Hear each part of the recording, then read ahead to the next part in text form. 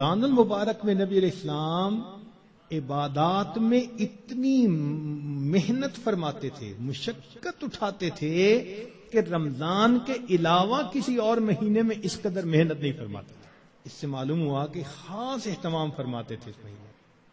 ایک اور روایت ہے بہقی کی، سیدہ صدیقہ رضی اللہ عنہا فرماتی ہیں کہ کان رسول اللہ صلی اللہ علیہ وسلم اذا دخل رمضان، کہ جب رمضان کا مہینہ آتا تھا، شد مئزرہ، نبی علیہ السلام اپنی تہبند کو کس کے باندھ لیتے تھے، ثم لم یأت فراشہ حتی ینسلخ، پھر پورا مہینہ گزرنے تک اپنے بستر پر واپس نہیں آیا کرتے تھے۔ اللہ اکبر کبیرہ، اس لیے کہ وہ رمضان کی برکات سے واقف تھے، جانتے تھے۔ بہقی کی شریف کی ایک اور روایت ہے، کان اذا دخل رمضان تغیر لونہ، کہ جب رمضان کا مہینہ آتا تھا نبی علیہ السلام کے چہرے کا رنگ بدل جاتا تھا۔ اللہ اکبر کبیرہ، وکثرت صلاتہ، اور نبی علیہ السلام نماز نفل کثرت کے ساتھ پڑھتے تھے۔ وابتہل فی الدعاء واشفق لونہ، اور اپنی دعا میں اتنے اللہ کے سامنے عاجزی کرتے تھے کہ آپ صلی اللہ علیہ وسلم کا چہرہ انور سرخ ہو جایا کرتا تھا۔ اللہ اکبر۔ چنانچہ ایک حدیث مبارکہ میں ہے، سلمان فارسی رضی اللہ عنہ اس کی روایت فرماتے ہیں کہ خطبنا رسول اللہ صلی اللہ علیہ وسلم فی آخر یوم من شعبان فقال، نبی علیہ السلام نے فرمایا، یا ایھا الناس قد اظلکم شہر عظیم مبارک، اے لوگو تمہارے اوپر ایک بڑا مہینہ برکت والا آ گیا ہے، شہر فیہ لیلۃ خیر من الف شہر، ایسا مہینہ کہ جس میں ایک رات ہے جو 1000 مہینوں کی عبادت سے بھی زیادہ افضل ہے۔ شہر جعل اللہ صیامہ فریضہ، ایک ایسا مہینہ جس کے روزے کو اللہ رب العزت نے فرض فرمایا، وقیام لیلہ تطوعا، اور رات کے قیام کو اللہ نے اپنے قرب کا ذریعہ بنایا۔ من تقرب فیہ بخصلۃ من الخیر کان کمن ادى فریضۃ فیما سوا، جس نے رمضان میں نفل عمل کیا ایسے اجر ملے گا جیسے رمضان کے علاوہ اس نے کسی فرض کے اوپر عمل کیا تھا۔ ومن ادى فریضۃ فیہ کان کمن ادى 70 فریضۃ فیما سوا، جس نے ایک فرض پر عمل کیا اس کو 70 فرض جو غیر رمضان میں ہوتے ہیں اس کے برابر اجر عطا کیے جاتے ہیں۔ یہاں سے معلوم ہوا کہ اللہ رب العزت رمضان مبارک میں انسان کے اعمال کا ریٹ 70 گنا بڑھا دیتے ہیں، ملٹیپلائی، سبحان اللہ۔ ایک ایک عمل کو دنیا ریٹ انکریز کرتی ہے تو 10% اور 20%، 10واں حصہ 20واں حصہ، اللہ تعالیٰ ریٹ بڑھاتے ہیں تو کیا 70 گنا، 70 سے ضرب دے دی، اس لیے کہ وہ شہنشاہ حقیقی ہے، وہ اپنے بندوں کو اتنا اجر دینا چاہتا ہے کہ ان کے گناہوں کی ظلمتیں ختم ہو جائیں۔ تو ایسے وقت میں ہمیں بھی چاہیے کہ ہم اپنے اعمال اللہ رب العزت کے حضور پیش کریں۔ چنانچہ نبی علیہ السلام نے ارشاد فرمایا، هو شہر الصبر والصبر ثوابہ الجنہ، یہ صبر کا مہینہ ہے اور صبر کا بدلہ جنت ہے۔ وہ شہر المواسات، غمخاری کا مہینہ، سبحان اللہ۔ چنانچہ اسی حدیث میں آگے نبی السلام نے ارشاد فرمایا کہ اولہ رحمت، اس مہینے کے پہلے 10 دن رحمت، وَأَوْسَطُهُ مَغْفِرَةٌ، درمیان کے 10 دن مغفرت کے، وَآخِرُهُ عِتْقٌ مِّنَ النَّارِ، اور آخری 10 دن آگ سے آزادی کے۔ وہ کیسے؟ علماء نے اس کی بہترین تفسیر یوں کی کہ کچھ وہ لوگ ہوتے ہیں کہ جو پہلے سے ہی نیکوکاری کی زندگی گزارنے والے ہوتے ہیں، گناہوں سے بچتے ہیں، تقوی طہارت کی زندگی گزارتے ہیں، تو ان کے لیے تو رمضان رحمت کی خوشخبری بن کے آتا ہے، تو پہلے 10 دن میں ہی ان کے درجے بلند ہو جاتے ہیں۔ اور کچھ ایسے بھی ہوتے ہیں، کبھی نیکی کر لی کبھی خطا کر بیٹھے، تو ایسے لوگ جب رمضان کے پہلے 10 دن گزار لیتے ہیں تو اس میں ان کے جو گناہوں کی ظلمت ہوتی ہے اس کو اللہ تعالیٰ ختم کر دیتے ہیں، چنانچہ اوسطہ مغفرتن، ان کے لیے درمیانی 10 دن مغفرت کا پیغام بن جاتے ہیں. اور کچھ بہت زیادہ غفلت میں رہنے والے، اگر 10 دن سے ان کا کام نہیں بنا تو 20 دن سے ان کا کام بن جاتا ہے. چنانچہ جب 20 دن کی برکتیں ان کے دل کو دھو دیتی ہیں تو آخرہ اتق من النار، آخری اشرہ ان کے لیے بھی آگ سے آزادی کا اشرہ بن جاتا ہے. معلوم ہوا کہ اس مہینے میں تھوڑا غافل ہو یا زیادہ غافل، ہر بندے کی مغفرت کا اللہ تعالیٰ انتظام فرماتے ہیں. ہاں، بندے کو خود کوشش کرنی چاہیے. اگر کوئی آدمی خود ہی بے توجہ بن کر زندگی گزارے اور رمضان کا احترام ہی نہ کرے تو وہ تو پھر اپنا قصور ہے نا. ورنہ یہ اس کو احساس ہو گیا کہ مجھے رمضان مبارک کے اس مہینے میں اللہ کا قرب حاصل کرنا ہے، اس مہینے کی برکتیں اتنی ہیں کہ ایک لمحے کی برکت انسان کو ولی بنانے کے لیے کافی ہے. امام ربانی مجدد ثانی رحمۃ اللہ فرماتے ہیں مکتوبات میں کہ اے کاش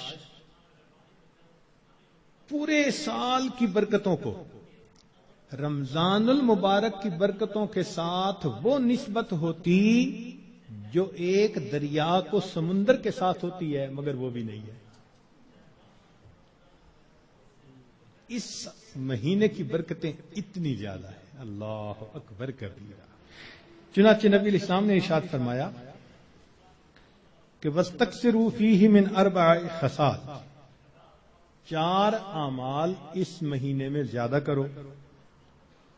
خصلتین تردون بہما ربکم وخصلتین لا غناء بکم عنہما، 2 عمل تو ایسے ہیں کہ جن سے تم اپنے رب کو راضی کرو،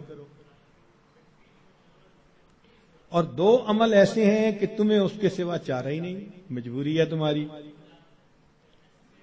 اللتان تردون بہما ربکم، وہ 2 باتیں کہ جس کو ذریعے تم اپنے رب کو راضی کرو. فشہادت اللہ الہ الا اللہ وتستغفرونہ، یعنی کلمے کا ورد زیادہ کرنا، تحلیل زیادہ پڑھنا اور استغفار زیادہ پڑھنا. یہ 2 عمل اس مہینے میں خاص طور پر زیادہ کرنے کی ضرورت ہے، کیونکہ اللہ کے پیارے حبیب صلی اللہ علیہ وسلم نے ارشاد فرمایا، لہذا اس بات کی اہمیت دل میں اچھی طرح بٹھانی چاہیے. تو لا الہ الا اللہ کی بھی کثرت کریں، کم از کم چند 100 مرتبہ دن میں پڑھ لیا کریں، اور ہمت والے تو 1000 دفعہ 2000. ایسے لوگ ہیں ہر دن میں رمضان کے 10,000 مرتبہ تحلیل پڑھتے ہیں. اس وقت ایسے لوگ ہیں رمضان المبارک کے ہر دن میں ایک قرآن مجید کی تلاوت مکمل کرتے ہیں. نوجوان ہیں، کما رہے ہیں. وقت تو ایک جیسا ہے، ہمارا بھی اور ان کا بھی، لیکن انہوں نے یہ محسوس کر لیا کہ اس وقت میں ہم نے اللہ کو راضی کر کے ہٹنا ہے. ان کے لیے یہ سارے کام آسان. تو ہم چلو چند 100 دفعہ یا 1000 دفعہ ہی لا الہ الا اللہ کا ورد کر لیا کریں، اور اگر چلتے پھرتے عادت ڈال لیں تو سبحان اللہ کئی 1000 مرتبہ کرنا بھی آسان. اور ہمارے اکابر سبحان اللہ، وہاں سینکڑوں اور ہزاروں کی بات نہیں ہوتی تھی، اور لاکھوں کی بھی بات نہیں ہوتی تھی، کروڑوں کی بھی بات نہیں ہوتی تھی. کروڑوں مرتبہ سے زیادہ دل کے اوپر لا الہ الا اللہ کی ضرب لگتی تھی، کروڑوں مرتبہ سے زیادہ. دل کے اوپر کتنا نور ہوتا ہوگا. اللہ اکبر کبیرہ. اور استغفار کی کثرت کریں. اور 2 چیزیں جس کی ہمیں ضرورت ہے، ایک اللہ رب العزت سے جنت مانگیں اور جہنم سے اللہ تعالی سے پناہ مانگیں. تو اس مہینے میں یہ دعا مانگنی چاہیے، اللہم انی اسألک الجنہ وَأَعُوذُ بِكَ مِنَ النَّارِ. اے اللہ میں جنت کا سوال کرتا ہوں اور جہنم سے اے اللہ میں پناہ مانگتا ہوں. چنانچہ رمضان مبارک کا اکرام کیسے کیا جائے؟ اس کو بھی تھوڑا تفصیل سے بتا دیں. جو احترام کرنے والے ہیں وہ تو رمضان سے 2 مہینے پہلے سے ہی دعائیں مانگنی شروع کر دیتے ہیں. رمضان سے پہلے ہی گناہوں کو توبہ کر کے باطن کا غسل کر لیتے ہیں اور پھر رمضان خوب اچھے انداز سے گزارتے ہیں. لیکن اب آخری عشرہ رہ گیا. اس آخری عشرے میں ہم گناہوں سے اس طرح بچیں جیسے احرام کی حالت میں حاجی محرم گناہوں سے بچا کرتا ہے. جو لوگ حج پر گئے ہیں نا، عمرہ پر، ان کو اچھی طرح اندازہ ہے کہ جب احرام باندھ لیتا ہے تو بالکل کیفیت ہی اور ہو جاتی ہے. پھر جنایات سے بہت بچنے کی کوشش ہوتی ہے. ہر وقت یہ احساس رہتا ہے میں محرم ہوں، احرام باندھا ہوا ہے. بالکل رمضان گزارتے ہوئے وہی کیفیت ہو، انا صائم، میں روزہ دار ہوں، رمضان کا مہینہ ہے، مجھے اس میں کوئی گناہ نہیں کرنا. چلتے پھرتے لا الہ الا اللہ کا ورد رکھیں اور کبھی کبھی پورا کلمہ بھی پڑھیں، لا الہ الا اللہ محمد الرسول اللہ. جتنا ممکن ہو سکے قرآن مجید کی تلاوت کریں. حتیٰ کہ 2-3 منٹ بھی اگر خالی ہیں تو اس کو خالی نہ گزرنے دیں. قرآن پاک دیکھ کر پڑھ لیں، اور اگر قرآن پاک پاس نہیں یا وضو نہیں تو جو صورتیں یاد ہیں کم از کم وہی پڑھ لیں. حسب استطاعت رمضان مبارک میں صدقہ و خیرات زیادہ کریں. سیدہ عائشہ صدیقہ رضی اللہ عنہا فرماتی ہیں کہ نبی علیہ الصلوۃ والسلام رمضان مبارک میں اپنے دونوں ہاتھ صدقے لیے کھول دیا کرتے تھے. جیسے تیز ہوا چلتی ہے اس طرح نبی علیہ الصلوۃ والسلام صدقہ، پانی اللہ کے راہ پانی کی طرح پیسہ بہا دیتے تھے. تو صدقہ و خیرات زیادہ کرنا. وعظ و نصیحت کی محفل میں روز بیٹھیں. کہیں فجر کے بعد ہوتی ہے، کہیں تراویح کے بعد ہوتی ہے، اور آخری عشرے کا سنت اعتکاف اگر نصیب ہو تو سبحان اللہ. معتکف کی حالت ایسی ہی ہوتی ہے کہ جیسے کسی کو منانے کے لیے اس کے دروازے کی چوکھٹ کو پکڑ کے بیٹھ جائے. اگر تو در نہ کھولے گا تو میں بھی در نہ چھوڑوں گا. بس نیت کر لے کہ اے رب کریم آپ کو مجھے منا کے اٹھنا ہے. واقعی دیکھا ہم نے محبت میں ایسے ہوتا ہے. اگر کبھی کوئی محبوب ناراض ہو لوگ قدموں میں بیٹھ جاتے ہیں. بیٹے سے باپ خفا ہو آ کے قدموں میں بیٹھ جاتے ہیں. ابو جب تک آپ راضی نہیں ہوں گے میں قدموں میں سے نہیں اٹھوں گا. سبحان اللہ. یہی مومن کا حال ہونا چاہیے. اے کریم تیرے در پر آ کر بیٹھ گئے ہیں،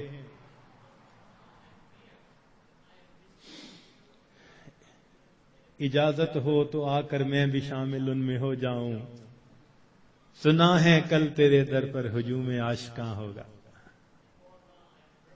عشق محبت والے 10 دن فارغ کرتے ہیں اللہ کے سامنے، دن رات عبادت میں گزارنے کی کوشش کرتے ہیں. اور دعاؤں میں پھر انسان خوب عاجزی اور زاری کرے. اس طرح رمضان مبارک کی قدردانی کیجیے. رمضان مبارک کی بے قدری کی بھی کچھ صورتیں ہیں. مثال کے طور پہ بعض لوگ رمضان کے روزے رکھنے کا اہتمام نہیں کرتے. یہ رمضان کی بے قدری ہے. اور کئی مرتبہ سحری کھا کے سو جاتے ہیں کہ میں تھوڑی دیر ذرا آرام کر لوں، اٹھ کے فجر پڑھوں گا، اور شیطان کو نماز قضا کروانے کا موقع مل جاتا ہے. یہ رمضان مبارک کی بے قدری ہے. اسی طرح افطاری کے انتظار میں باجماعت نماز چھوڑ بیٹھتے ہیں. یہ بھی رمضان مبارک کی بے قدری ہوئی. بعض لوگ رمضان المبارک میں خبروں کے نام پر ٹی وی دیکھتے ہیں. غیر محرم عورتوں پر نظر پڑتی ہے. بازار سے گزرتے ہوئے اپنی نگاہ کا احتیاط نہیں کرتے. یہ بھی رمضان مبارک کی بے قدری ہوئی. اخبار بینی کے شوق میں تصاویر بھی دیکھتے ہیں، یا بعض لوگوں کو دیکھا کہ بھوک سے بچنے کے لیے یا پیاس کے احساس سے بچنے کے لیے ڈائجسٹ پڑھنا شروع کر دیتے ہیں، ناول، افسانے، کہ وقت گزر جائے. تو وقت گزاری کے لیے ڈائجسٹ جیسی کتابیں اور اس طرح کی کتابوں کا پڑھنا یہ بھی رمضان مبارک کی بے قدری ہے. اس سے تو بہتر تھا کہ آپ قرآن مجید کی تلاوت کر لیتے. اور بعض مرتبہ عورتیں گھر کے کام کاج میں لگی ہوتی ہیں تو وہ وقت گزاری کے لیے موسیقی والی قوالی لگا دیتی ہیں، اور ایسی آج کل قوالیاں بن بھی خوب رہی ہیں گانوں کی طرز پر.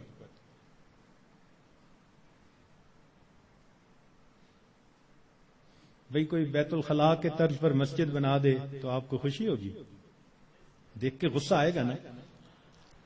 تو اگر کوئی نعت بنانی تھی تو ضروری ہے کہ گانے کی طرز پر بنانی ہوتی ہے؟ خدا کے بندو، تو اس قسم کی قوالیاں جن میں ساز ہو، موسیقی ہو، وہ حرام ہوتی ہیں.